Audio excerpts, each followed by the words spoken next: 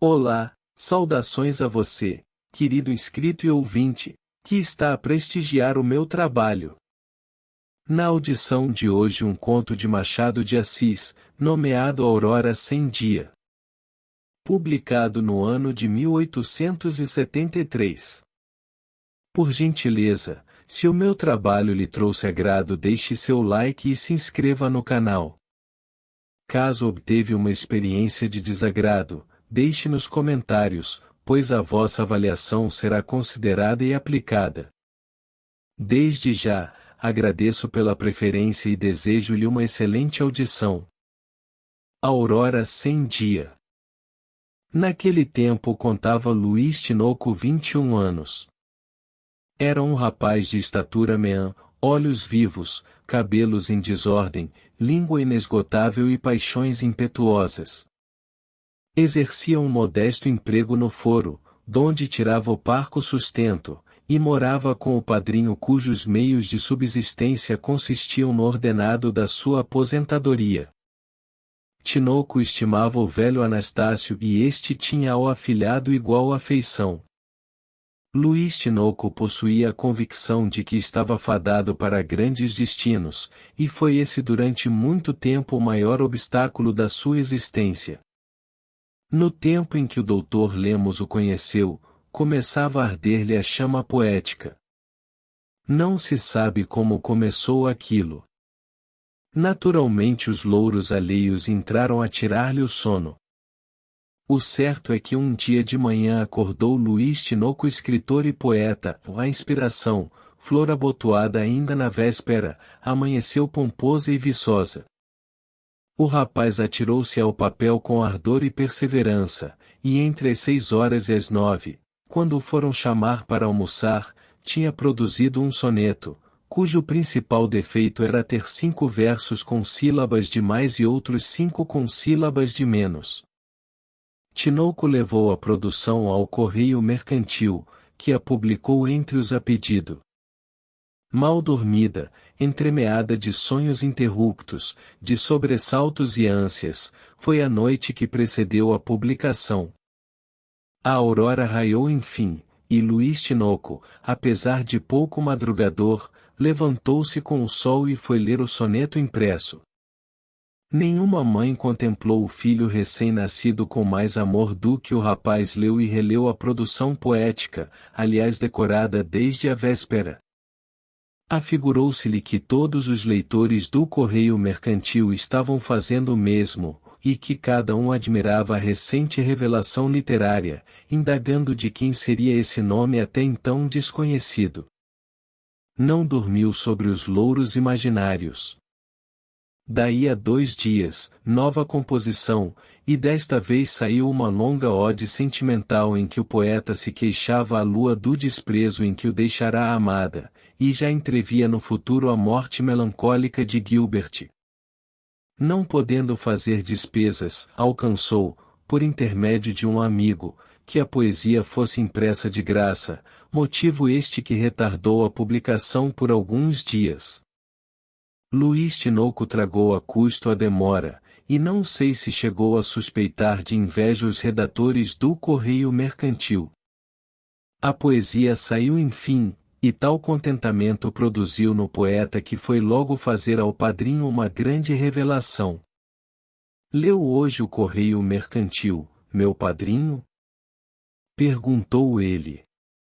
Homem, tu sabes que eu só li os jornais no tempo em que era empregado efetivo.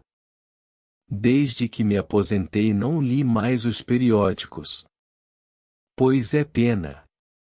Disse Tinoco com ar frio, queria que me dissesse o que pensa de uns versos que lá vêm. E de mais a mais versos. Os jornais já não falam de política. No meu tempo não falavam de outra coisa. Falam de política e publicam versos, porque ambas as coisas têm entrada na imprensa. Quer ler os versos?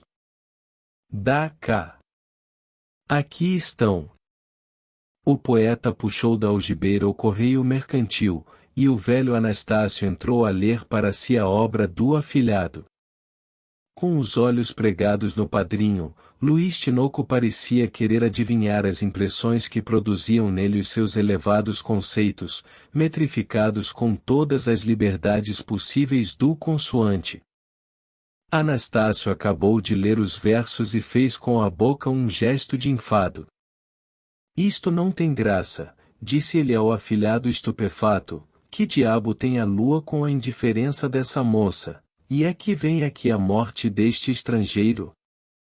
Luís Tinoco teve vontade de descompor o padrinho, mas limitou-se a tirar os cabelos para trás e a dizer com supremo desdém: são coisas de poesia que nem todos entendem, esses versos sem graça, são meus.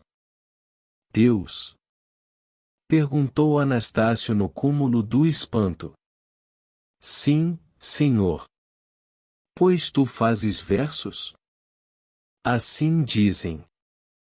Mas quem te ensinou a fazer versos?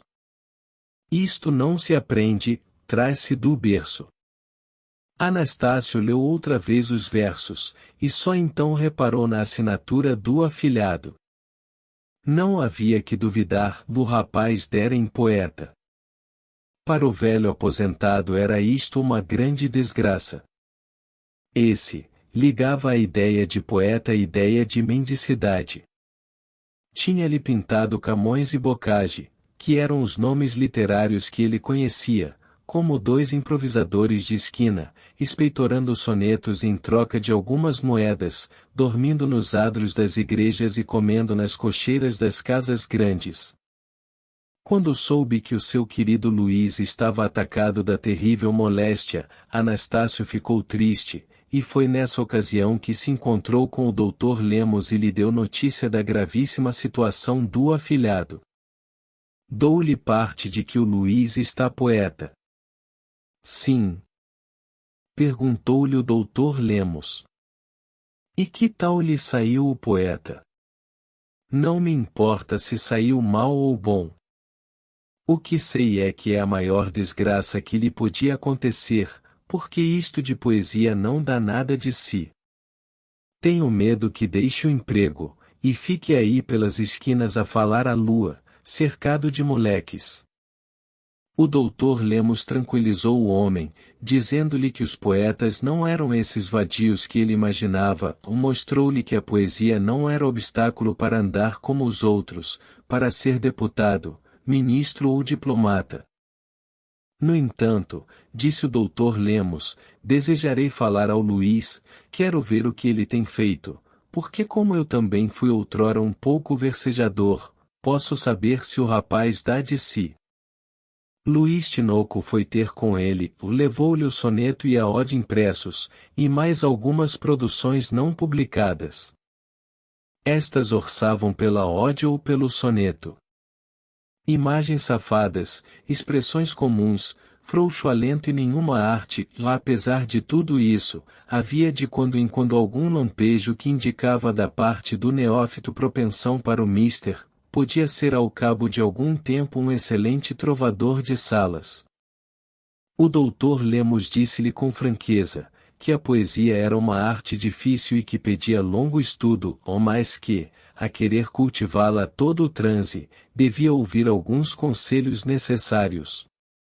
Sim, respondeu ele, pode lembrar alguma coisa, e eu não me nego a aceitar-lhe o que me parecer bom, tanto mais que eu fiz estes versos muito à pressa e não tive ocasião de os emendar.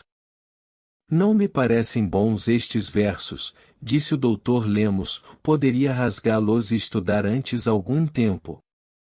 Não é possível descrever o gesto de soberbo desdém com que Luís Tinoco arrancou os versos ao doutor e lhe disse: os seus conselhos valem tanto como a opinião de meu padrinho.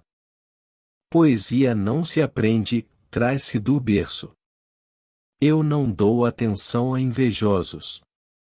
Se os versos não fossem bons, o mercantil não os publicava. E saiu. Daí em diante foi impossível ter-lhe mão. Tinoco entrou a escrever como quem se despedia da vida. Os jornais andavam cheios de produções suas, umas tristes, outras alegres, não daquela tristeza nem daquela alegria que vem diretamente do coração, mas de uma tristeza que fazia sorrir, e de uma alegria que fazia bocejar. Luís Tinoco confessava singelamente ao mundo que fora invadido do ceticismo byroniano, que tragara até as fezes a taça do infortúnio, e que para ele a vida tinha escrito na porta a inscrição dantesca. A inscrição era citada com as próprias palavras do poeta, sem que aliás Luís Tinoco o tivesse lido nunca. Ele respigava nas alheias produções uma coleção de alusões e nomes literários, com que fazia as despesas de sua erudição, e não lhe era preciso, por exemplo, ter lido Shakespeare para falar do Tobé or not Tobé, do balcão de Julieta e das torturas de Otelo. Tinha a respeito de biografias ilustres noções extremamente singulares. Uma vez, agastando-se com a sua amada, pessoa que ainda não existia, aconteceu-lhe dizer que o clima fluminense podia produzir monstros daquela espécie, do mesmo modo que o sol italiano dourara os cabelos da menina Aspásia. Lera casualmente alguns dos salmos do Padre Caldas, e achou-os soporíferos, falava mais benevolamente da morte de Lindóia, nome que dava ao poema de José Basílio da Gama, de que só conhecia 4 versos. Ao cabo de 5 meses tinha Luís Tinoco produzido uma quantia razoável de versos, e podia, mediante muitos claros e páginas em branco, dar um volume de 180 páginas. A ideia de imprimir um livro sorriu-lhe, ou daí a pouco era raro passar por uma loja sem ver o mostrador de protesto assim concebido. Fim. Esta foi a obra narrada deste vídeo. Uma vez mais, agradeço pela preferência. Caso lhe tenha agradado, curta, se inscreva e compartilhe. Se algo não lhe agradou, escreva nos comentários pois a sugestão será aplicada. Um grande abraço a você, querido inscrito e ouvinte. Até a próxima!